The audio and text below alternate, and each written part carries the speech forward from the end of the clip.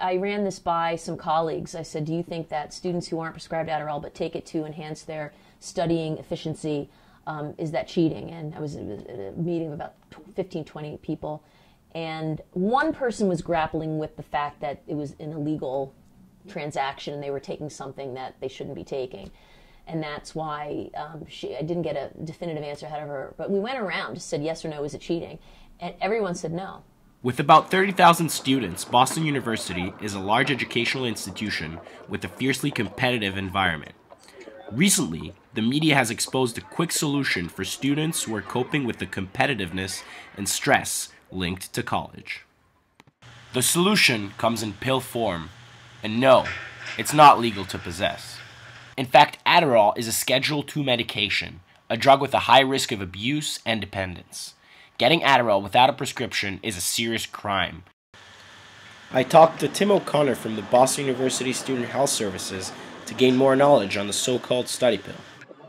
It can help people to study more in the short term, and that's why it's abused on campuses by people who aren't prescribed Adderall. So, on the one hand, it can help people to stay up and study longer. It can sometimes help with attention issues. It can, even if you don't have ADHD, it can enhance your attention.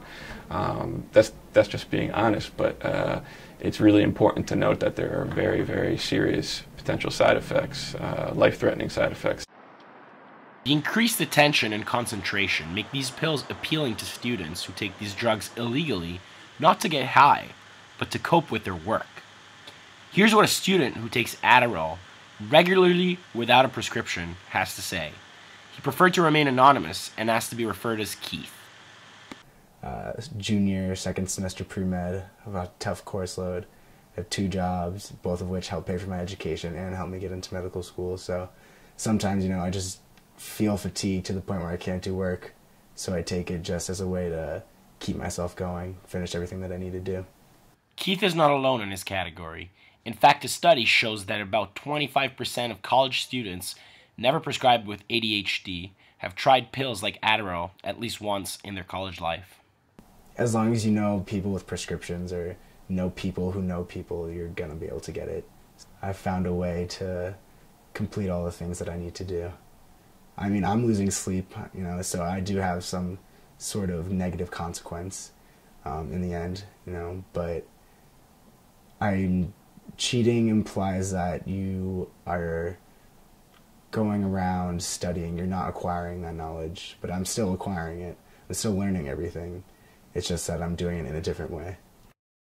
Not everybody thinks the way Keith does is right.